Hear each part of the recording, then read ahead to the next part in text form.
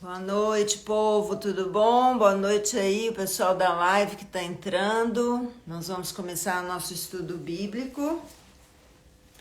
E nós estamos dando um tempinho, né, para todo mundo entrar. Eu não vou poder estar cumprimentando todo mundo como eu faço com a live de oração, mas todos sejam bem-vindos, ok? Se sintam bem-vindos. Então, nós vamos estar estudando hoje sobre o calendário de Deus. Eu quis trazer esse estudo porque eu tenho aprendido, eu vou falar para vocês que não é uma coisa assim que eu tenho conhecimento demais, porque eu também estou aprendendo. Então nós vamos aprender juntos aqui, tá bom? E vai ser maravilhoso porque quando eu tive contato com esse estudo, foi assim um uau para mim. Eu falei, meu Deus, a gente que é cristão, a gente não sabe nada. Nada. Nós estamos acostumados a ler a Bíblia, mas na verdade nós deveríamos estudar a Bíblia. Nós estamos acostumados a ouvir um pastor, um profeta, mas nós não estamos acostumados a ir lá e checar se aquilo está certo. E recebemos um monte de influências da cultura, né, que nós somos envolvidos. Então, é importante, isso eu tenho aprendido, estudar a Bíblia. Nós precisamos de 4 asas, vamos dizer assim, de 4 estruturas para a gente poder estudar a palavra de Deus. Uma é a cultura que ela foi escrita. Porque se a gente lê a Bíblia com a cultura brasileira, nós não vamos entender nada, igual ninguém entende muita coisa que a gente não entende. A outra é com relação à língua, né? Porque ela foi escrita no hebraico e nós sabemos que a tradução muitas vezes tem um problema aqui e outro ali. Não que seja problemática a tradução, ok? Deus tem um zelo muito, muito grande com relação à tradução da palavra. Mas são expressões idiomáticas. Eu quando vim morar aqui na América, acho que vocês também que estão aqui comigo, eu achava que falava inglês. Quando eu cheguei aqui, falei, nossa, não sei nada que essa gente está falando, porque cadê? Porque são expressões idiomáticas, são gírias. Aqui também nós temos expressões idiomáticas no hebraico. E aí fica difícil, né? Então, a Bíblia foi escrita em hebraico, numa cultura que não se parece em nada com a cultura, né, nossa. E aos poucos eu vou estar falando das outras abas, né, da palavra de Deus. Mas o que eu quero falar é que nós recebemos uma cultura romana, grego-romana. Nós não temos a cultura hebraica. Infelizmente, o que aconteceu no século II para o século III foi que houve um desmembramento da igreja com os judeus. Os judeus antes andavam junto com os cristãos. Eles se tornavam cristãos, né? Eles eram convertidos ao Senhor Jesus. Mas eles mantinham as festas, mantinham a palavra. Mas aí, quando passou ao século III, onde o imperador Constantino se tornou papa da religião, ele era um imperador romano, como Nero foi imperador, como outros imperadores, Júlio César, César Augusto, vários imperadores. Mas Constantino, ao se tornar imperador, ele se converteu pela influência da mãe dele. Então o que ele pensou? Esse negócio é muito lindo, realmente, a palavra de Deus é maravilhosa, né? As coisas de Deus são maravilhosas. Então, o que eu vou fazer? Eu vou me tornar o representante de Deus para o povo. E uma das coisas que ele fez foi abolir tudo que era dos judeus, porque ele considerou que os judeus que crucificaram Jesus, eles eram inimigos. Então, todo aquele trabalho que os apóstolos fizeram de conversão dos judeus começou então a ser rasgado. Porque os judeus foram tratados como nada, como inimigos da cruz, né? E a gente sabe que não foi assim. Claro que teve os religiosos, né? Os religiosos, sim, eles foram responsáveis, como também muitos romanos. Mas isso trouxe uma divisão, então, dos cristãos para os judeus, e com isso nós perdemos o contato com as festas hebraicas, com as datas hebraicas, com os dias do Senhor, e ganhamos vários paganismos na nossa religião. Aí entrou tudo que é santo, entrou tudo que é dia santo, e entrou com isso a maldição também. Então, quando eu comecei a estudar isso, eu falei, gente, por que que nós, cristãos, nos distanciamos tanto? E hoje há uma busca, né? Eu creio até por causa das promessas dos últimos tempos, que Jesus está voltando. Então, o cristão verdadeiro, aquele que ama a palavra, ele quer buscar entendimento mais profundo. Eu acho que ninguém aqui quer ficar na ignorância, né? A gente fica na ignorância até o momento que a gente não sabe que é ignorância, né? Na hora que você sabe que é ignorância, você não quer mais viver na ignorância. Eu vejo muito isso lá no Brasil agora. Ninguém, por anos e anos e anos, quis saber de política. É ou não é? Ninguém falava política, ninguém estava interessado em saber o que o presidente fazia. Agora todo mundo sabe de política, todo mundo quer entender. Ninguém mais quer viver na ignorância. Esses últimos 4 anos, nós fomos treinados para aprender, para descobrir coisas que não estão certas. E que nós, como povo brasileiro, fomos enganados por muitos anos.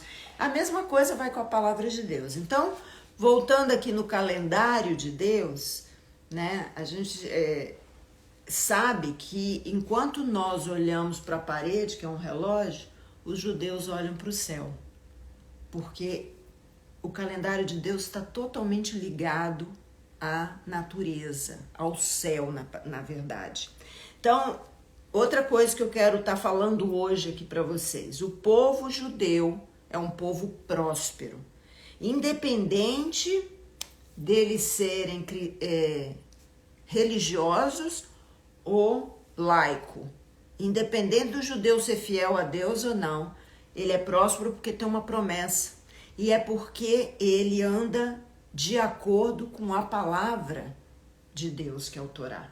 De acordo com aquilo que Deus deixou de ensinamento que nós vamos aprender hoje. Então, por que que os judeus olham para os céus ao invés de olhar para a parede, para as coisas que nós do Ocidente olhamos, né? Então, o calendário, ele aponta para o céu. Nós vamos ler isso na palavra de Deus, ok? E eu quero que você saiba que nesse curso você vai aprender a conexão da sua vida ao ciclo de Deus. Você vai descobrir o poder do alinhamento, de estar alinhado com o céu de Deus. Não é astronomia que eu estou falando aqui, não. Você vai ver os sinais de Deus nos céus, né? Por isso que Jesus fala, né, que os sinais viriam dos céus, né? E que a gente veria no céu o Filho do Homem voltando. Você vai aprender que nós, servos de Deus, somos destinados a prosperar todo ano. Os significados proféticos de cada mês e as bênçãos destinadas a cada um de nós em cada mês. Amém? Tá preparado? Então, antes da gente começar de fato nos meses, eu quero falar para você que a gente não pode abandonar a mentalidade bíblica. Infelizmente, o cristão lê muito pouco de Bíblia. Muito pouco. Eu tiro por mim mesma. Eu tenho esse desejo de ler agora. Eu tenho sede, eu busco, eu estudo, eu não só leio. Mas o cristão, apesar de falar que ama a Deus, não lê. Se eu for perguntar aqui quantas vezes você lê a Bíblia por semana, às vezes abre lá na igreja. E hoje em dia nós não estamos levando nem Bíblia mais, porque está tudo no telefone, não é? Que eu acho horrível, né? Eu gosto da Bíblia. Então, se a gente ama mesmo Jesus, a gente precisa estar alinhado com a palavra dele, amém? Nós precisamos estar aprendendo. E existem algumas razões por que os servos de Deus não alcançam as bênçãos, né? Que a gente vê muito servo de Deus passando sufoco, vem ano, vai ano, vem ano, vai ano. O cara continua passando sufoco vida dele. Financeira, sufoco sentimental, né? Psicológico, cristão com depressão, cristão que se mata. Então, umas coisas que não tem cabimento quando a gente tem uma palavra tão poderosa como é a palavra de Deus. E aí, muitas pessoas, então, não conseguem viver a bênção. Por quê? Número 1, elas são influenciadas pelas tradições de igreja. E muitas vezes essas tradições não têm nada a ver com a palavra de Deus. E nós herdamos isso, viu? Nós herdamos isso desse paganismo que eu mencionei no início aqui, com essa mudança, né, de governo, né? Sabe que o meu pessoal tá chegando aqui, eu vou dar só um minutinho. Oi, querida, paz, entra aí, glória a Deus. Fica à vontade, senta aí, nós já começamos, mas está no iniciozinho, vocês estão pegando e nós estamos fazendo live também, então tá bom. Por isso que eu não vou nem levantar aqui. Mas glória a Deus que vocês chegaram. E chegaram direitinho, né? Vieram. Ficou um pouquinho perdidinho aqui na rua, mas Só ficou vendo o número da casa. Bom motorista aí. Então eu estou falando aqui sobre a gente não abandonar a mentalidade bíblica, porque muitos cristãos hoje não leem a Bíblia. E o que acontece é que se confiam na palavra de um profeta, de um pastor, até a minha própria palavra. Estou aqui falando que você tem que acreditar em tudo que eu falo. Precisa consultar, a gente precisa conhecer a Bíblia. E infelizmente o tempo é corrido, a gente tem muitos afazeres e a gente já acostumou com as tradições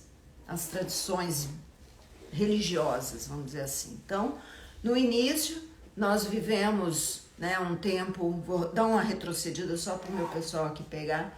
Nós sabíamos que os apóstolos uniam os judeus aos novos convertidos, porque os novos convertidos eram judeus, certo? Mas eles mantinham as tradições judaicas no que diz respeito a dias, estações e festas, né? Só que depois do 3º século, onde esse imperador Constantino ele se converte por uma influência da mãe dele, e ele acha então que ele, além de imperador, ele tinha que ser o papa. E ele então se transforma nesse homem religioso, transformando todo o evangelho dos apóstolos no evangelho do império, segundo Constantino. Primeira coisa que ele fez foi começar a perseguir os judeus, que eram, né, os novos convertidos, eram aqueles que iam chegando, porque ele achava que os judeus eram os traidores, eram quem matou Jesus. Então, vamos matar eles, vamos acabar com eles. E anulou tudo que era dos judeus, as festas, o calendário, as datas, e então colocou todo o paganismo que nós vemos hoje nas igrejas católicas. Houve, claro, uma revolução muito grande aí há 500 anos mais ou menos atrás, quando a gente teve a restauração da igreja, né? Esqueci o nome aí, me ajuda aí, irmão. Não é Calvino, não, é o com Lutero. E ele trouxe muita coisa de volta dos apóstolos, mas também ficou muita coisa a desejar. Nem tudo foi restaurado. E uma das coisas que não foi restaurado para nós foi essa coisa linda que Deus preparou, que está na palavra de Deus para nós, que é viver os dias de Deus. Os dias do Senhor são dias especiais. Nós vamos chegar lá. Então, razões pela qual as pessoas não conseguem ser abençoadas e prósperas. Então, muitas delas são influenciadas por essa cultura, tá? Eu não vou poder ler os comentários, vocês me desculpam, tá? Mas nós vamos só manter aqui, o pessoal vai estar falando. Quem depois quiser perguntar, aí eu leio, tá bom?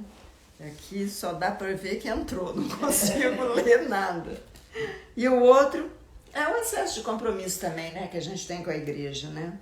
Então eu queria que vocês, quem tiver com a Bíblia, pega aí para mim Provérbios 25, versículo 2, Isaías 45, versículo 3,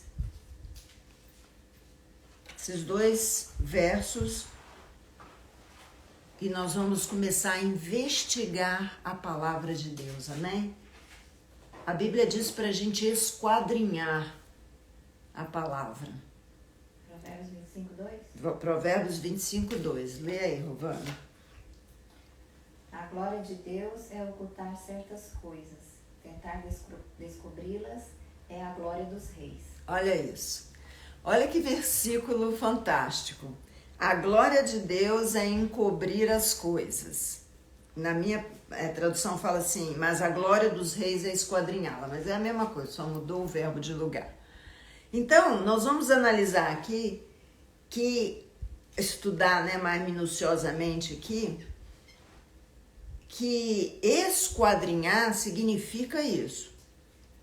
E entrando fundo, é analisar palmo a palmo os detalhes. Então, quando você pega um versículo bíblico, você não pode só ler ele e pronto, acabou.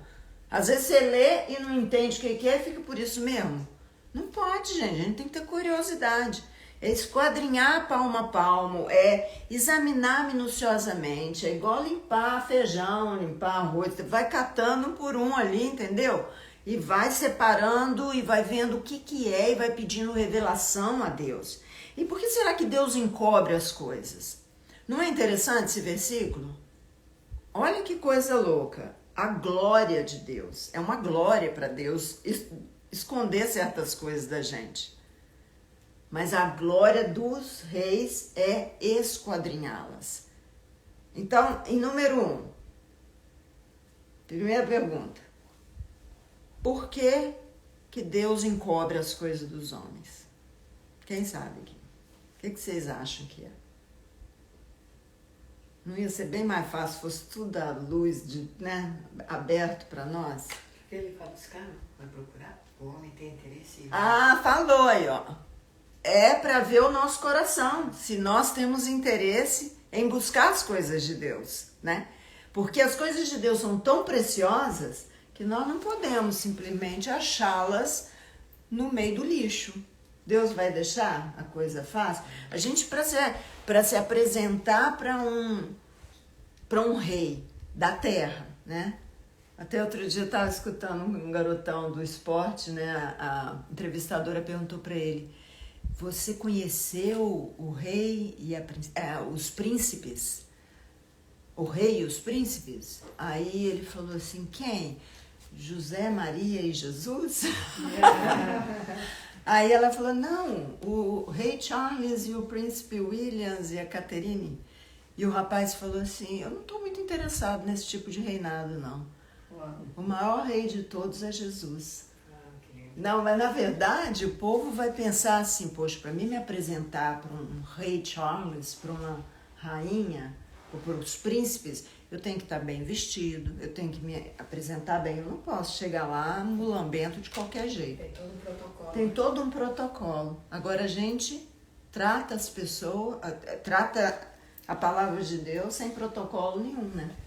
Estamos nos apresentando diante do Rei dos Reis sem protocolo nenhum. Então, pelo menos o temor à palavra, o respeito, a reverência, né, as coisas de Deus nós precisamos ter. Agora, uma outra coisa que me chama a atenção nesse versículo é que Deus chama de reis aqueles que esquadrinham a palavra dele. Olha isso. Porque o que significa ser um rei? Ser rei é você ter domínio, ter um reino.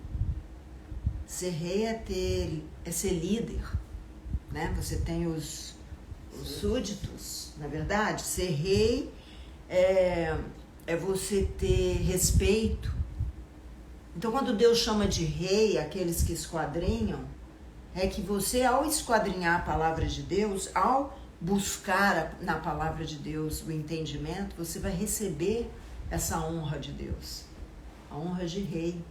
Amém? Quem pegou a Isaías 45:3? 45:3, né? Uhum. Darei a você os tesouros das trevas, riquezas armazenadas em locais secretos, para que você saiba que eu sou o Senhor, o Deus de Israel, que o convoca pelo nome. Olha isso. Na minha tradução fala assim: dar-te-ei os tesouros escondidos e as riquezas encobertas, para que saibas que sou o Senhor, o Deus de Israel, que te chama pelo nome. Então veja bem, a vontade de Deus é que a gente encontre os tesouros que estão escondidos na palavra dele. Ele quer nos dar os tesouros escondidos, e quando ele nos dá os tesouros escondidos, a gente começa a ser íntimo de Deus. Entendeu? Porque ele te chama até pelo nome. Você não chama um qualquer que você não conhece pelo nome. Deus começa a te conhecer mais e você passa a ser íntimo dele.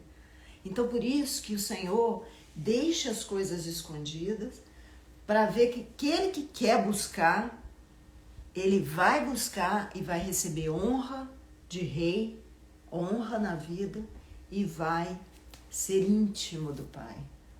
Que foi o que o Senhor falou em Josué 1:8, eu vou ler aqui. Josué 1:8. Não se aparte da sua boca o livro desta lei, antes medita nele dia e noite, para que tenhas cuidado de fazer conforme a tudo quanto nele está escrito, porque então farás prosperar o teu caminho e serás bem-sucedido. Quem é que prospera o caminho? É quem busca o entendimento na palavra de Deus. Quem é que é bem-sucedido? Tem uma promessa aqui, gente. A promessa do Pai para Josué, a promessa do Pai para cada um de nós. Se você meditar na minha palavra, se você buscar os tesouros escondidos, que eu tenho escondido propositalmente para ver se o seu coração está em me buscar, se você não for preguiçoso e ficar só ouvindo o que os outros têm para falar, mas você sozinho, no seu canto, no seu quarto, começar a buscar, precisa ter esse desejo. E é por isso, porque nós não temos, por muitos anos ficamos sem esse desejo, é que nós somos enganados e vivemos maldições, né? O abandono da investigação da palavra traz esse tipo de perda para nós. E não é porque Deus não quer nos abençoar, é exatamente porque nós não buscamos. Ele não vai te entregar, não cai do céu, gente, não é verdade? Minha mãe sempre dizia isso para mim. Vai trabalhar, minha filha, porque nada cai do céu. E é a pura verdade, não cai do céu. Nós precisamos ter essa intrepidez, esse desejo, se essa é a nossa vontade, de alcançar a vitória, né? E termos a nossa vida transformada, amém? Então, comece a pensar como Deus. Alinhe seus pensamentos à vontade de Deus, à palavra de Deus, porque a Bíblia é esse padrão de transformação. A Bíblia transforma. Romanos 12:1 fala: não vos conformeis com este século, mas deixa a sua mente ser transformada pela renovação dos pensamentos. Não fica, sabe, tem gente que é teimoso, tá vendo que o negócio tá dando errado e continua pensando daquele jeito, é ou não é? Tem hora que você conversa com pessoas aí que não dá nem vontade de conversar. Porque os caras estão vendo o erro, já provou do errado, né? Mas ainda quer continuar apostando nas coisas erradas. Como diz Albert Einstein, é o cúmulo do ridículo, não, como é que chama isso? É você fazer a mesma coisa várias vezes e esperar resultados da ignorância e da insanidade. Isso chega a ser insano. Você fazer as mesmas coisas e esperar resultados diferentes. São cegos, né? São pessoas cegas. Cegos. Como você acabou de falar sobre as pessoas que não leem a palavra. Uhum. Então a palavra o quê? Nos revela. A palavra nos né? revela. Se a gente não consegue mudar de vida, é porque não tem essa palavra reveladora dentro de nós. Então a gente fica sempre martelando, fazendo sempre o erro, né? Faz o erro, chega lá, quebra a cara, aí volta tudo de novo. Aí faz o erro. Eu fui assim. Ah, mesmo, olha que bênção. Então a gente quando você fala, não aguento mais quebrar a cara, o que eu tenho que fazer? Aí quando começa a ajoelhar, buscar Deus, como você acabou de falar também, no quarto, fala, Deus, abre a minha mente, começa a buscar, e a gente pensa que não, né? Fala, não, isso vai acontecer. Não, o próprio Espírito Santo ele começa a falar conosco, começa a falar com o nosso próprio espírito, o nosso espírito começa a falar conosco, não, faz assim. E a gente pensa que somos nós, né, que temos o nosso pensamento. Não. Isso é coisa minha, não vou fazer isso não. Mas quando você começa a ler a palavra, começa a adoração a Deus, começa a buscar a oração, a gente vê que é algo diferente. Não, peraí, eu não pensaria isso. Né, amor? Quantas coisas já aconteceu com a gente? Não, isso não é meu. Por que eu vou pensar em fazer jejum, que eu nem gosto de fazer jejum? Porque eu vou orar, levantar de madrugada para buscar Deus se eu não gosto de fazer isso? Então, isso é o quê? É o próprio Espírito de Deus que fala, o nosso Espírito, e que ele começa a falar, não, faz isso, faz aquilo. Eu falei, não vou fazer. Faz. Aí, quando a gente vê, nossa, as coisas vão abrindo. Né? Vai abrir na mente, né? E a gente fala, nossa, como é tão fácil, eu não sabia.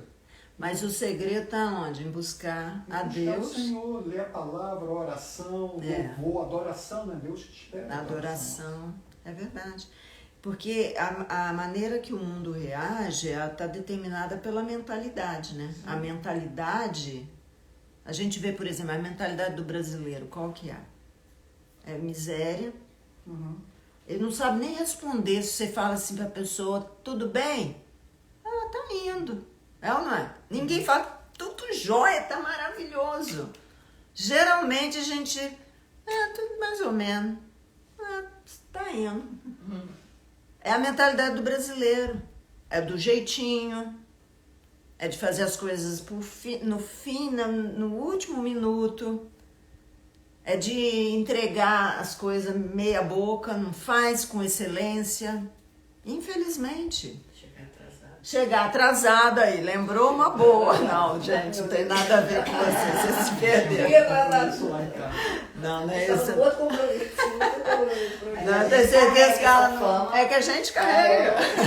Ô, gente, mas eu vou falar um negócio pra você. O povo chega atrasado na live, vocês querem mais o quê? É ou não é, pessoal? Quando fui cortar o cabelo, a dona lá falou, chega atrasado não, sei que os brasileiros... Aí, ó, a gente é novo aqui, elas, abre a sua mente, aqui é o horário certo. É isso aí. Gente, é uma coisa impressionante esse negócio de mentalidade.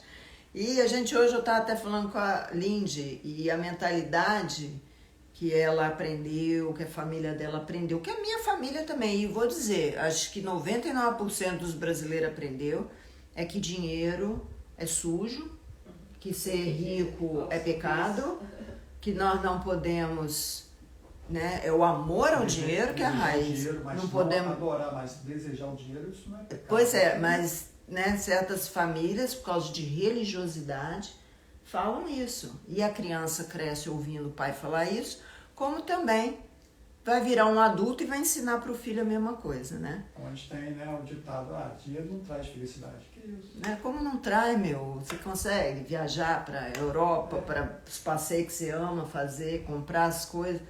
Não, e por muitos anos eu fiquei assim, meu, que negócio doido é esse? Como não traz? O poder que esse dinheiro dá, eu posso poder ajudar outras pessoas, eu não vou amar o dinheiro não vai ser meu Deus, eu vou viver em função.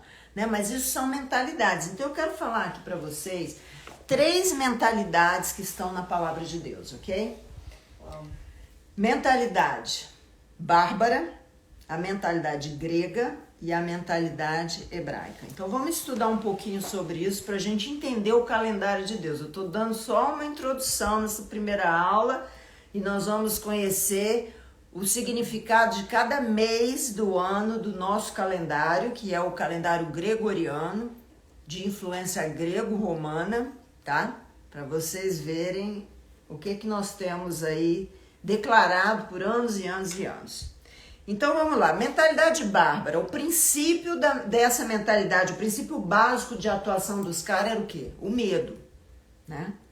Eles são... A forma de governo deles é a forma terrorista. Lembra dos bárbaros da história? Era botando medo nas pessoas, porque o medo paralisa. O medo traz uma certa dependência daquele que está causando medo, certo? Uma timidez, um terror. Eles eram extremamente cruéis.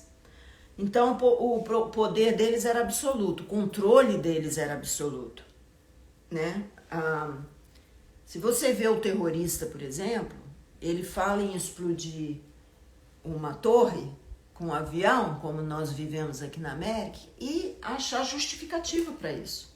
Para eles está certo, porque a maneira deles conduzirem é com barbaridade, o próprio nome já diz. Tá? Um bárbaro é a maneira preferida, inclusive, do inimigo atuar, botando medo na gente. Essa é a maneira número 1 do inimigo atuar, certo? Ele é opressor, porque Satanás veio para roubar, matar e destruir, certo? E mantém a humanidade refém dele, dessa forma. Tá? Essa é a mentalidade bárbara. Agora, a mentalidade grega qual que é? Os gregos adoravam o homem. O homem é Deus. O próprio homem é o Deus dele, né? E ele é o centro de tudo. E eles valorizavam também o intelecto como forma de conquista, né? Eles eram muito sábios.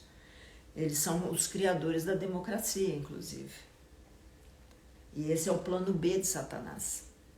Nós vamos criar uma lei, uma ordem, pela inteligência, que vai continuar prendendo as pessoas. Um prende pelo medo, o outro prende pelo conhecimento, ok? O plano B de Satanás é exatamente isso, porque nós sabemos que o inimigo é bárbaro de coração, e eu quero que vocês associem aí a realidade que nós estamos vivendo hoje, né? Eu não vou falar do mundo inteiro.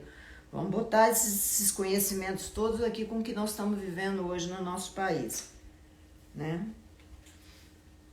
E esse conhecimento Satanás usa para afastar o homem de Deus. Então nós vemos aí vários conhecimentos de nova era, né? Floreiam demais as coisas espirituais, né? Os espiritualistas, né?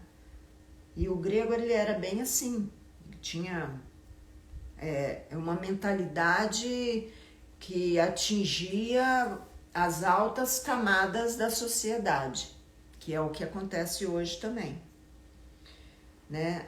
Os cristãos começaram então a serem doutrinados por essa mentalidade grega e abandonar a mentalidade hebraica, que é a mentalidade de Deus.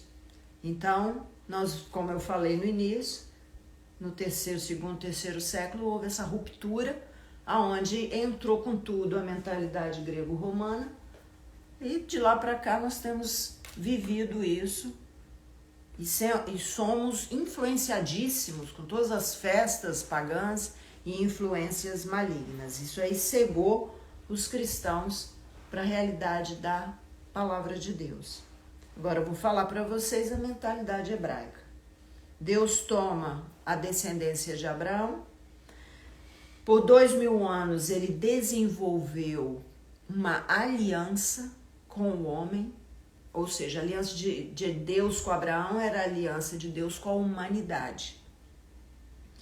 E mostrou para esse homem, escolhendo um povo, que existe um só Deus, que é zeloso, amoroso, misericordioso. E através das escrituras ele tem ensinado a gente a conduta, né? A santidade. Quer dizer, o cristão ele vive de uma forma diferente. Não é que nós somos racistas, né? Como o povo aí, misóginos. Não é nada disso, é que nós temos uma conduta de fé e prática que é a palavra de Deus, que é a lei de Deus. E na mentalidade hebraica, Deus também ensina sobre dias santos, lugares santos, sagrados, né? Sobre justiça, arrependimento, pecado e sobre o significado de ser separado por Deus, que é o nome santidade. Santidade não é ser um santinho do pau oco, não. É ser separado por Deus e para Deus. Então, na mentalidade hebraica, nós vemos aí que Deus fez uma aliança com Abraão, que era a aliança da humanidade com Deus. Depois ele fez uma aliança com Jesus, a nova aliança, que é a aliança com o Messias, a salvação, certo? Deus então inclui na palavra dele o ciclo de vida bíblico que vai apontar para quê? Prosperidade. Gente, Deus não quer servo dele miserável. E aqui não tem nenhuma teologia de prosperidade, tá? Eu vou explicar bem isso para vocês, porque eu não quero que vocês achem que... Porque foi para um outro lado, foi para um outro extremo certas denominações, porque elas entenderam isso, mas também foram para um lado muito exagerado, que é só dinheiro, dinheiro, dinheiro. E não é isso. Prosperidade para Deus é você ter saúde. Que adianta você ter dinheiro e viver doente, pagando médico, né? E às vezes até enfermidades que nem tem cura. Paz dentro da sua casa, não é verdade? Paz com a família. Meu Deus, isso é prosperidade. Então, prosperidade não é dinheiro, ok? O dinheiro, ele vem. Alguma forma de prosperidade material sempre virá. Alegria. Alegria também é prosperidade, né? Porque o povo tá aí tudo miserável, triste. A gente tá feliz sem ter bebida alcoólica, né? A gente é feliz passando por problema. Isso é prosperidade, né? Então, eu quero dizer para vocês que os judeus, porque conhecem esse princípio, eles podem ser laicos, eles podem ser... não temem a Deus, mas eles obedecem essa tradição, eles obedecem aquilo que vai de tradição de família passa para a família, os filhos, os pais para os filhos, os avós para os netos, e por causa disso eles vivem a prosperidade. Você pode dizer que os caras é tudo, mas não pode dizer que eles são miseráveis, porque um ajuda o outro quando um tem necessidade.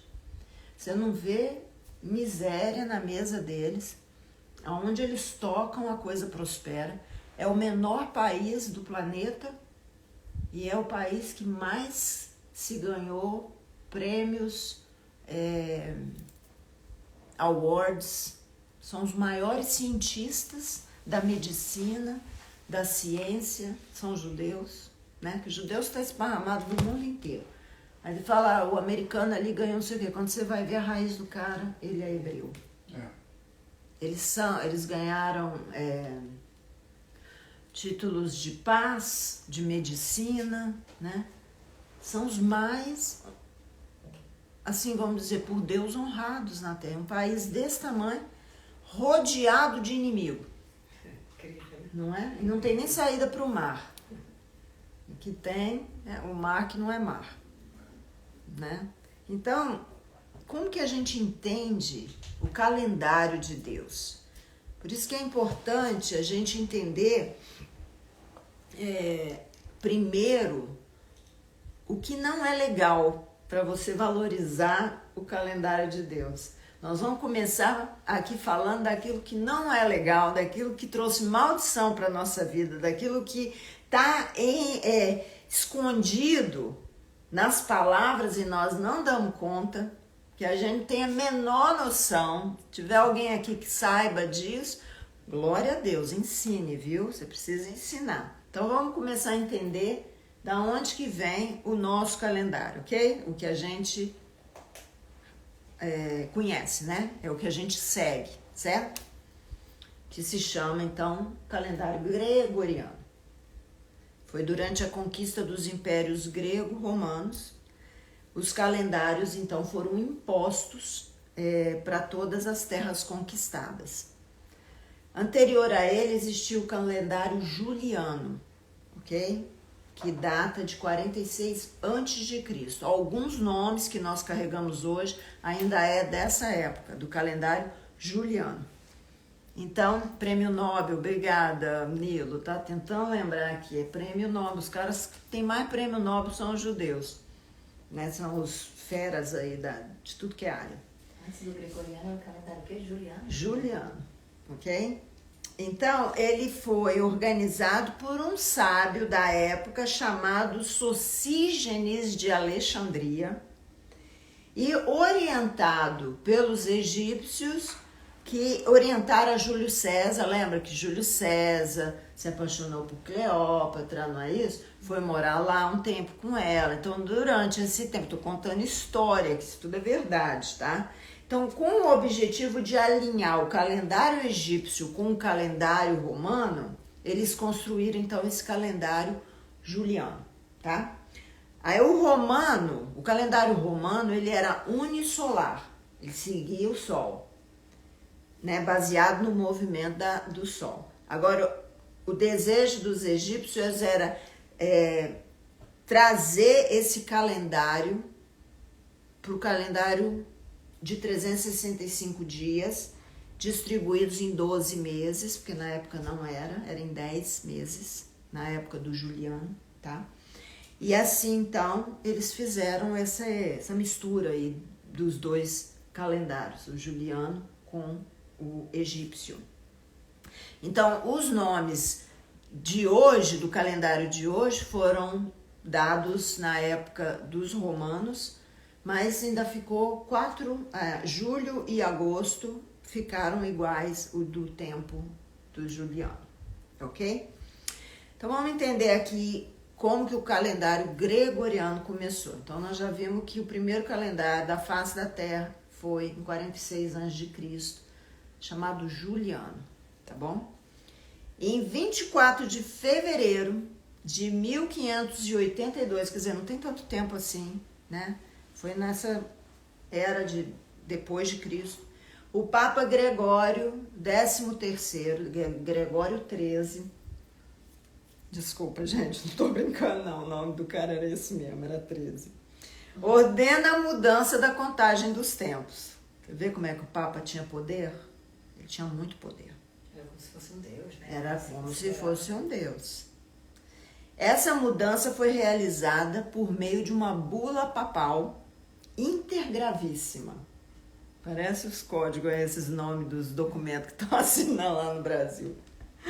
Eu vou ler o que é isso. Intergravíssima é uma bula pontífice assinada pelo Papa Gregório XIII no dia 24 de fevereiro de 1582 para introduzir uma série de emendas, correções e reformas no calendário juliano e nas tabelas de cálculo da Páscoa.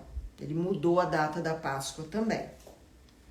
Tá? Então, esse documento cria um novo calendário, documento então passa a ser o calendário gregoriano, por causa do nome dele, com o objetivo de ajustar o ano civil ao ano solar. Aí tinha 2 pontos de divergência, né? Que era o ano bissexto e as leis sobre a Páscoa, que ele trocou a data da Páscoa.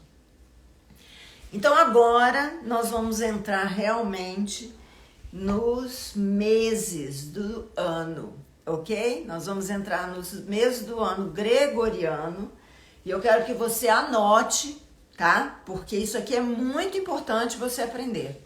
É importante porque a maioria de nós, eu mesmo não sabia quando eu comecei a aprender. Falei, caraca, a gente está vivendo debaixo de uma maldição terrível. E nós não sabíamos. Agora, quando a gente passa a saber, a conhecer, nós já não somos tão inocentes, né? Inocente, Deus toma como inocente aquele que não sabe. Aquele que passa a conhecer, passa então a não ser mais inocente. A gente precisa então quebrar aquilo que vem nos nomes, tá bom? Então nós vamos entender isso aqui melhor, olha só.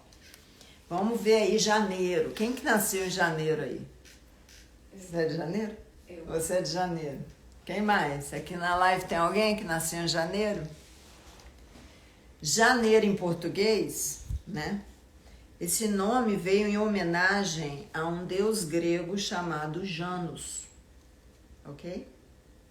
Um deus da mitologia grega chamado Janus, um dos mais antigos deuses do panteão romano. Conjunto de deuses, né? O panteão romano é um conjunto de deuses que regiam o Império Grego e Romano, ok? E originalmente, gente, esse Deus se chamava Caos. K-A-O-S. Caos. E não tinha uma representação física, tá? Não tinha nenhuma forma. Na antiga Roma, tinha um templo dedicado exclusivamente para esse Deus. E nesse templo havia portas que eram fechadas no tempo de paz. Só abria em tempo de guerra. E por 800 anos, 8 séculos, essa porta só fechou 2 vezes. Significa o quê? Só vivia em caos. Só vivia em guerra. Portanto, vocês podem entender o que significa esse nome, certo? Caos, caótico. O deus da mitologia grega era um deus que causava caos para a população. Ele tinha que ser temido de alguma maneira, né? Os deuses mitológicos. Gente, nós estamos falando de mitologia. Mitologia é uma historinha. Mas eu quero que você saiba que por trás de qualquer história tem um princípio, ok? Especialmente quando se fala de deuses. Existe um princípio espiritual, existe uma manipulação satânica por trás de tudo isso. É uma forma que Satanás prendia as pessoas, no medo, certo? Então, eles diziam que quando tinha paz, eles fechavam a porta para prender a paz lá dentro, mas parece que não funcionava, né? Porque eles viviam em guerra. O tempo era caótico.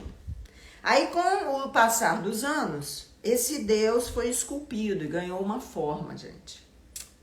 E a partir desse ponto, ele passa então a se chamar Janus e não Caos, tá? Foi quando ele ganhou uma forma que ele passou a ser Janus. E a imagem desse Deus era com 2 cabeças, uma para frente e outra para trás, representando o quê? Que ele estava lançando caos no futuro e no passado. O passado dessa pessoa ia ter caos, como o futuro também. Vou mostrar para vocês. Esse aqui é o Deus Janus. Conseguem ver aí? Ok? Então essa era a representação desse Deus. Aí eu quero falar para você. De novo eu vou falar, não vou falar do mundo todo, mas se você quiser analisar o mundo inteiro, o que acontece em janeiro no Brasil? Posse, né, do presidente. Não, esse é o maior caos de todos, né, gente? Mas não é sempre. Agora todo ano. Já começa o ano oferecendo tudo ali no mar, né? Olha isso. Não, a Rovana falou que é a posse lá do Nine, mas não é sempre. Se Deus quiser, não vai acontecer.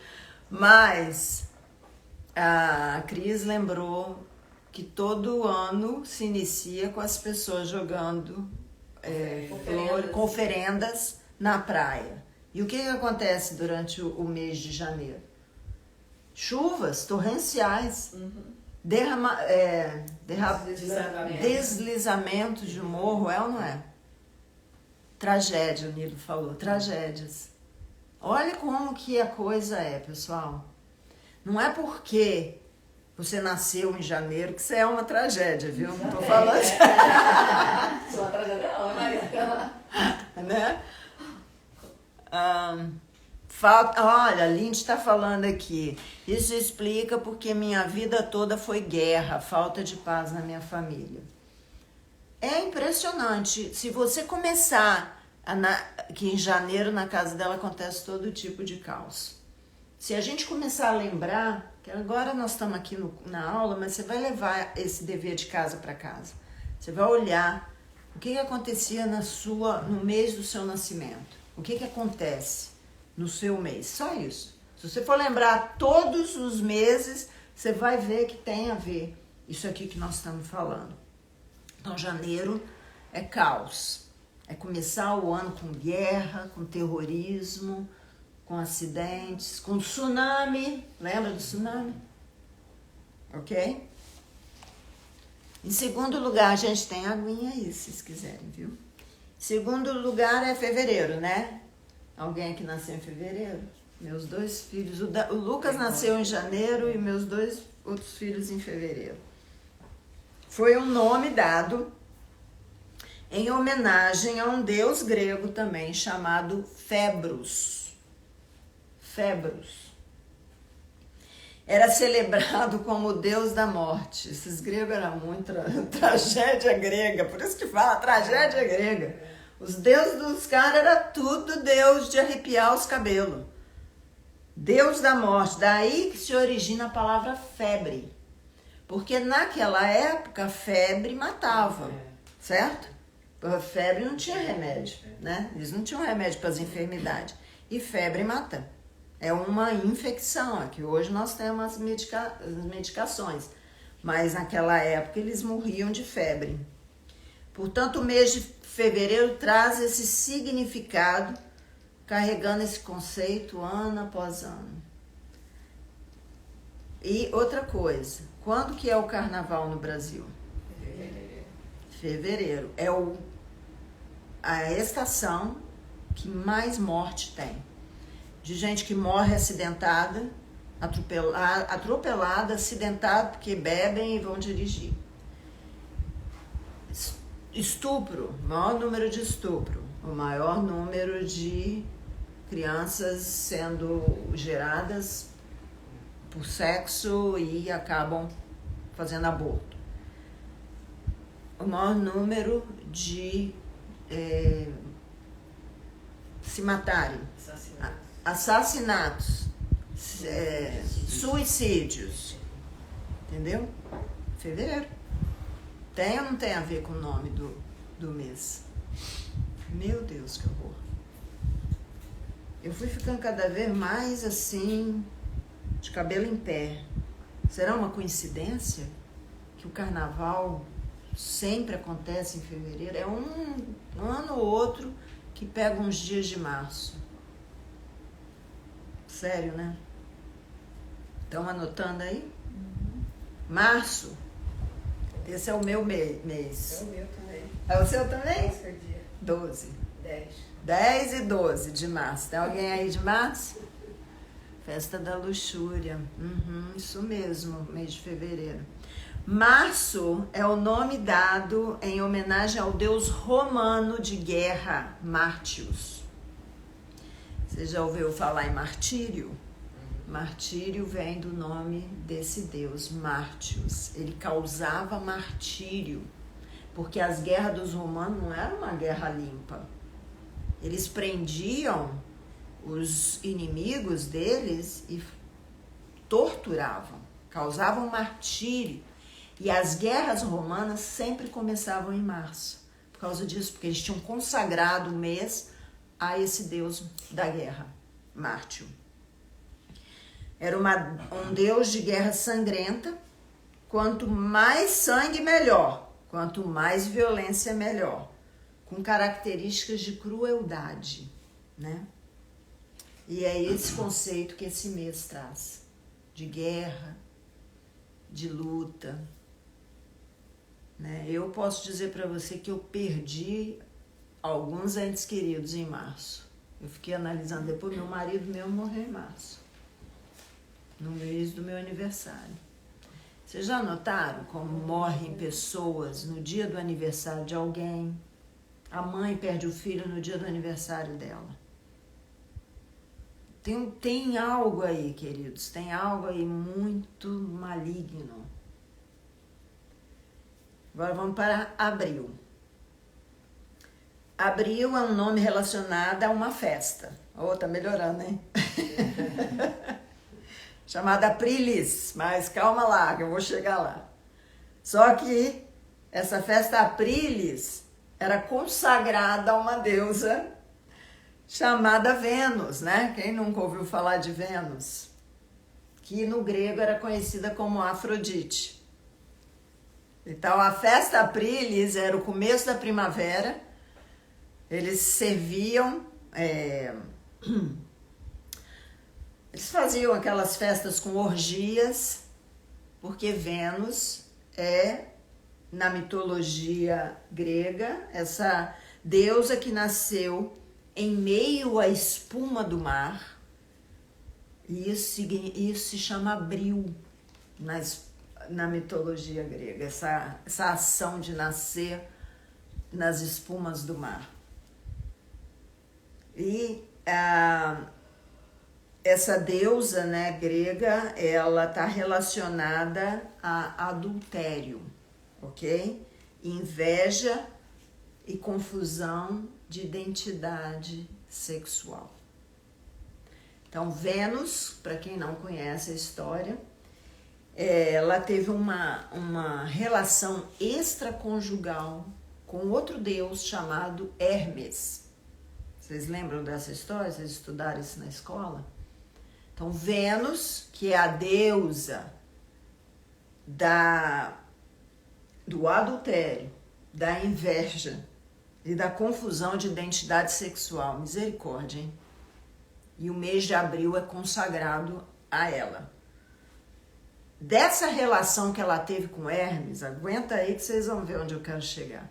Dessa relação extraconjugal que ela teve com Hermes, nasceu o filho dela, que eles puseram o nome de Hermafrodito, que representa uma fusão do sexo feminino com o masculino, se transformando em um ser intersexual. Ok? E mais uma vez eu vou dizer aqui que é mitologia, historinha para boi dormir, mas que carrega um princípio. Porque o que nós estamos vendo hoje? Essa confusão ideológica, essa confusão das pessoas que não sabem que sexo que tem. Que agora inventaram outro tipo de sexo, pansexual. Que isso? Transa até com árvore. Tá? Pode se apaixonar por uma árvore e falar que quer casar com a árvore.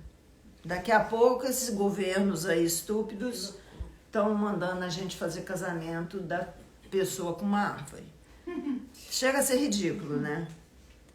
Então eu vou contar uma história aqui que a mitologia conta que uma ninfeta chamada Salmacis se apaixona pelo Hermafrodito. Ele era lindo, diz que ele era lindíssimo, mas ele rejeita ela, ele não queria nada com ela.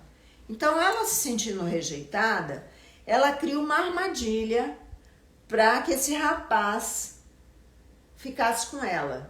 Então ela pede aos deuses para abrir uma piscina lá onde eles estavam. E ela tá lá nadando e pede aos deuses para, quando ele caísse nas águas, que estava muito calor, e ele ia mergulhar, ela ia agarrar ele. E no que ela agarrasse ele, os deuses os deuses não deixassem eles se separarem mais. O que ela quis dizer é que ele se apaixonasse por ela e nunca mais ele largasse ela. Só que os deuses, segundo a mitologia, deve ter entendido errado, porque misturou ambos os sexos. Então, segundo a mitologia, a aparência do Hermafrodito agora enfrenta um estigma e uma rejeição para o resto do mundo. Ele se sentia rejeitado porque ele ficou feminino também. Aí o que ele faz? Para diminuir a dor dele, ele pede para os pais dele, que é Vênus e Hermes, que todo aquele que entrasse na piscina se tornasse como ele. Então, quem entrar na piscina vai se tornar misturado, uma ideologia de gênero diferente das denominadas pela biologia, certo? Isso lá naquela época, hein? Dos gregos, né? Ou seja, Satanás já opera essa mentira desde que mundo é mundo. E hoje nós estamos vendo tá mais terrível, porque tem televisão e a gente está podendo enxergar. E nós estamos chegando nos finais dos tempos, mas que isso aí já rola há muitos tempo, né? Então aqui nós cobrimos 4 meses. E é só você olhar o que está acontecendo no mundo hoje para você ver se isso aí não tem um fundo de realidade, certo? Agora eu vou falar rapidamente aqui, vou correr para não ficar muito pesado para vocês. Nós vamos ver o mês de maio. Mês de maio. É uma homenagem à deusa grega chamada Maia, mãe do Hermes. É tudo parente, gente. No fim, os demônios são tudo parente. A Maia, mãe de Hermes, era a avó do Hermafrodito, que nós acabamos de falar. E Maia significa mãe. Por isso o mês de maio é dedicado às mães, ok? Vocês conseguem entender agora? Por que o mês de maio foi dedicado às mães? Porque o mês é dedicado a uma deusa grega chamada Maia. E ela também é considerada a deusa da energia vital, da fauna e do renascimento. Então, desde o calendário juliano, que é o calendário anterior, o dia 15º dia do mês de maio era dedicado a ela, tá? Era dedicada a essa deusa. Então, nós estamos vendo aqui, 1º de maio, dia do trabalhador, por causa da dedicação a essa deusa, que era a deusa da vitalidade do trabalho, ok? O dia 15 de maio é dedicado mundialmente ao Dia Internacional da Família. Agora veja, você sabe como que essa deusa, como que eram as homenagens prestadas a ela nos tempos gregos? Era através do sacrifício de uma porca, mas a porca tinha que estar grávida. Olha que malignidade. Se sacrificava uma porca grávida para adorar uma deusa mãe. Mas o mais terrível é que esta mulher Maia, ela sacrificou o próprio filho dela. Isso tudo é história, mas ela é mãe. Mas ela sacrificou esse filho porque ele tinha problemas de limitações, ele era paraplégico. Que história, né? Como que o mundo vê as pessoas que têm problemas, as pessoas que são um pouco diferentes? Foi nesse governo nosso agora, por causa dessa primeira dama, que é uma serva de Deus, que está havendo uma inserção, uma aceitação maior, uma abertura maior para as pessoas que têm problemas para andar, problema para enxergar, problema para falar, autista, todo tipo, né, de pessoas com problema. Porque até então o mundo gera um domínio desse espírito maligno nas pessoas. Sem você nem perceber, você já está julgando e falando, eu não quero tratar dessa pessoa, eu não quero receber essa pessoa.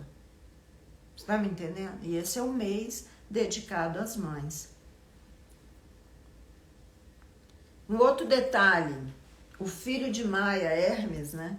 Ele é deus da velocidade, do comércio, mas também é o protetor dos mágicos e adivinhos, defensor de ladrões, malandros e trapaceiros.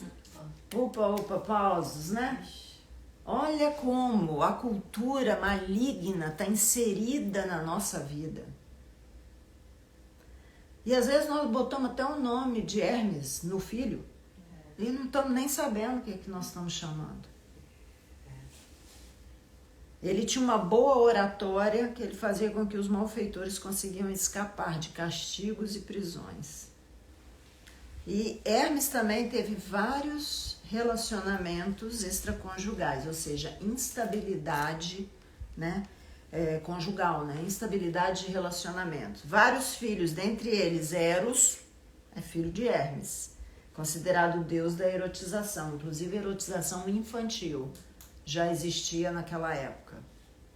O outro filho foi o tal do Hermafrodito, né, cujo deus sexo era indefinido, ou seja, confusão de ideologia de gênero. E o terceiro filho de Hermes era chamado de Pan, considerado deus dos bosques, temido por sua obsessão sexual por jovens virgens. Quem lembra aqui de um desenho animado de um um personagem do mundo infantil aí?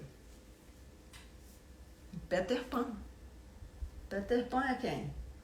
é aquele jovenzinho que não crescia, que não queria ser adulto, sempre queria, só andava com virgem, que eram as crianças. Era o senhorzinho da floresta. E sabe o que é Pan? Inclusive, nós estamos indo para Israel. É para Israel, Cris? Meu sonho, nem falta. Nós estamos indo para Israel. Pra onde que ela tá me convidando, Maria? Com certeza. Isso aqui é na fé que vai, viu? Ninguém tem dinheiro, vai para Israel. Só vai pobre para Israel, duro. Porque vive pela fé. É agora, em maio do ano que vem. Inclusive, nós vamos em Cesareia de Filipe, lá. Cesareia de Filipe, quando era dominada pela Grécia, o deus de lá era o deus Pan. Gente, existe Cesareia de Filipe fica na base do Monte Hermon. E ali existe uma caverna onde saem águas. E os gregos e depois os romanos fizeram um grande templo ali para o deus Pan. E o deus Pan é responsável pelo pânico. Ele causa pânico nas pessoas. Então as pessoas viviam com medo. Os judeus que moravam na região, eles temiam, que é uma das estratégias de Satanás para aprisionar as pessoas. Nós já falamos isso aqui. Tá me entendendo como é que a mitologia se mistura com a realidade? Porque existe um mundo espiritual. E esse mundo espiritual, existem principados e potestades, dominadores do mundo tenebroso, forças espirituais da maldade, que usam da ignorância das pessoas para fazer com que essa pessoa viva uma vida miserável. Inclusive foi ali que Jesus perguntou a Pedro: quem o povo diz que eu sou? E todo mundo dizia que Pan era filho do grande Deus, Hermes. Então a população dizia que Pan era filho de Deus. E Pedro, né, entrega essa declaração bombástica, guiado pelo Espírito Santo de Deus: tu és o Cristo, o Filho do Deus vivo, ali naquela região. Exato, melhor como Jesus fazia tudo bonitinho, direitinho, para chocar aquele povo na época. Como assim? Ele é o Filho de Deus, mas o Filho de Deus não é Pan? Aí os olhos começam a se abrir. Glória a Deus por isso. Então, é isso que nós estamos vendo, né? Na nossa realidade, a mitologia misturar. Até os dias de hoje, existe uma influência desta mitologia até os dias de hoje. Agora vamos ver os princípios e conceitos de junho, tá? É o calendário juliano, ele era chamado de quintilis, que era o quinto mês. E foi alterado para junho. É dedicado à deusa Juno, ok? A deusa Juno é considerada, dentro da mitologia, a protetora das mulheres, do matrimônio e da maternidade. E na história dela, ela aprisionava mulheres, gente. Olha isso. Ela protegia. Como? Aprisionando de maneiras terríveis. Ela viveu também um matrimônio infiel. A Jaque de junho, né, Jaque? Ok? E é infeliz em todos os aspectos. É um mês de infelicidade. Agora, o princípio do conceito e conceitos que vem por trás de julho e agosto. Esses são os 2 meses que não mudou o nome. Porque eles foram nomes dados em homenagem a 2 imperadores, Júlio César e César Augustus, ok? Aí você vai falar: ai, graças a Deus, hein, pastor? Pelo menos isso, né? Calma lá, que isso aqui traz maldição pra caramba também. Porque o imperador de Roma era considerado a autoridade máxima, né? Concentrava tudo na mão dele, todos os poderes. Ele governava o império, ele era legislativo, ele comandava o exército e nomeava os membros do Senado, igual alguém que nós estamos vendo aí, tá querendo. E ele podia até colocar fogo onde ele quisesse. Nós temos a história de Nero, o imperador Nero, que pôs fogo em Roma e culpou os cristãos. Ele quis construir uma Roma nova para ele, com o feitio dele, né? Um outro doido. Então, o imperador também, queridos, exercia as funções religiosas, tá? Pois ele era considerado um sumo pontífice. Hoje o Papa também é considerado um sumo pontífice. E o que pontífice quer dizer?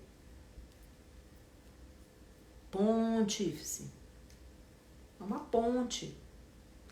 O pontífice é considerado a ponte entre Deus e os homens. Vocês me entendem o que é a malignidade que está por trás do papado?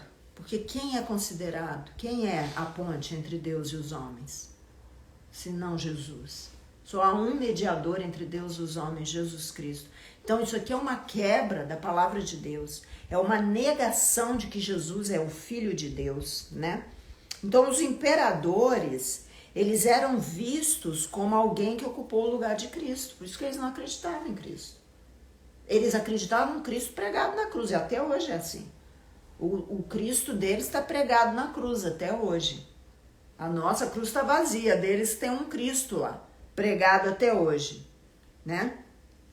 Então o conceito romano é completamente contraditório à palavra de Deus. Isso vai trazer uma maldição ou não vai? Isso é terrível, certo? E agora finalizando, queridos, os 4 últimos meses do ano, que no calendário juliano eram esses, porque os meses do ano juliano eram 10, é setembro, outubro, novembro e dezembro. Esses aqui são os únicos que não foram consagrados a demônios nenhum. Setembro significa 7, é o 7º mês. Outubro significa 8, é o 8º mês. Novembro significa 9, 9º mês. E dezembro, o 10º mês, ok? Até aí tudo bem, certo? Mas perceba então que esses nomes, eles não ocupam a mesma posição no nosso calendário. Porque dezembro, para nós, é o 12º mês, certo? Então já tem aí uma discrepância. Já não é mais 10º mês, é 12º. E o que é mais importante aqui para a gente entender é que esses 4 meses têm uma falta de mensagem. Porque quando se tem uma mensagem, você detecta a mensagem e você vai lutar. Se for ruim, você vai lutar contra essa mensagem. Agora, quando não tem mensagem, você é muito facilmente enganado. Fica uma coisa vaga. Fica uma ausência de conceito, tá? Casa vazia. Casa vazia. Não é? Aí os demônios entram com tudo, né? Isso nos diz uma coisa muito, muito importante. Esses últimos 4 meses do ano falam sobre relativismo, falta de referência e falta de propósito. E o que é propósito? Propósito é um sentido, certo? Que é um significado que você dá para determinada coisa, né? É uma direção bem definida. Eu tenho um propósito de construir essa empresa aqui. Você tem uma definição ali e você sabe o que você precisa fazer e o que você não pode fazer. Agora, eu quero dar para vocês, para finalizar aqui, 4 exemplos que a ausência de propósito provoca na nossa sociedade hoje. Vocês sabem me dizer?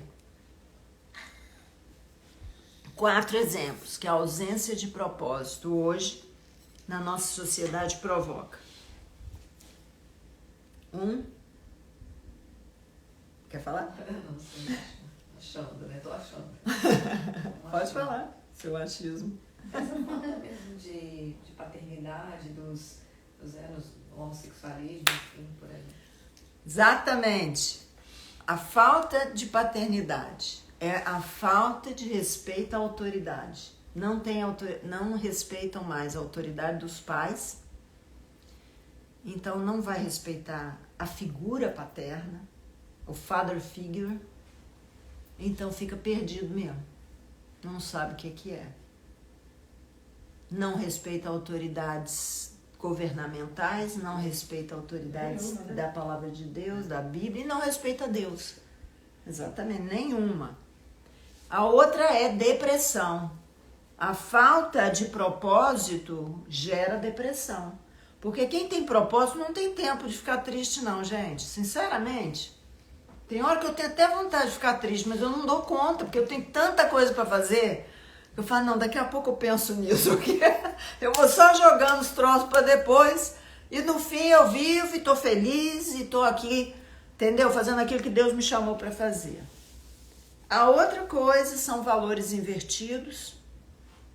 A outra coisa é fragilidade nos relacionamentos. Casamento hoje em dia não vale mais nada. Casou, não deu certo, vamos separar. Tá mais fácil divorciar do que casar. Até quero falar isso pra você. Fui fazer o casamento da Dalva. Meu, que luta pra conseguir casar. Tanto de papel que tinha que juntar. O tanto de coisa que precisou. Prova daqui que ele é solteiro. Prova dali que não sei o que mais. Que o nome tá limpo. Aí fui acompanhar um casal, não é eles, é outra pessoa, porque ela queria divorciar pela internet. Pela internet, gente. Olha isso, o que tá virando essa sociedade nossa, né? Então, nós vamos entrar aqui na conclusão, porque já são 8h30, e eu quero que você, nessa semana, analise isso que eu falei. Estude isso, porque na próxima quinta nós vamos entrar nos meses do calendário de Deus, amém? Porque os meses do calendário de Deus têm promessa. Hoje você pode estar sentindo esse gosto amargo na boca, porque realmente é uma carga pesada que eu dei aqui hoje, mas você leva para casa, estuda isso, passa a semana aí pedindo a Deus revelação, principalmente do mês do ano que você nasceu, de alguns meses importantes para você, talvez dos filhos. Eu tô pedindo a Deus, assim, revelação de tudo, porque é muita tragédia, entendeu? Que eu quero entender. Então, a conclusão, né, tá uma desordem, isso mesmo, vovó, linda. Conclusão da regência do calendário gregoriano, gente. Cada mês carrega uma mentalidade trágica, bárbara e contraditória. Você viu aí que nenhum desses meses do ano fala da gente ser abençoado. Nenhum deles. Não tem um mês dedicado a nós colhermos o que plantou. Vivermos uma festa. Nem o das mães, que deveria, né, que é o mês das noivas.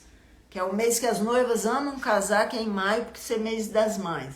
Até esse mês está carregado de maldição. Outra coisa que nós concluímos aqui com o calendário gregoriano: degradam a família, corrompem o gênero humano, fomentam a violência e a guerra, tem um desejo obsessivo por poder e corrupção, centralização total do homem, o homem é Deus, e contraria a mentalidade bíblica hebraica. Amém? Então, isso é o que nós vamos finalizar essa live aqui e pedir a Deus para que Ele nos revele, nos abra a mente e nos mostre, porque, gente, quinta-feira que vem vocês vão entrar no céu, porque sabe qual é a minha intenção?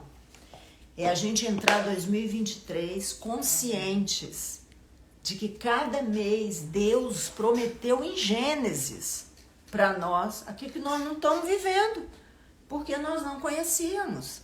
Amém? Então nós vamos começar 2023 de uma forma diferente, não é com o pé direito, nem dando 7 pulinhos na onda e nem né? Outra coisa que eu queria falar do mês de dezembro, que me lembrou do final do ano, só para finalizar. Olha isso. Todo dezembro você fica pensando, o que eu fiz o ano inteiro?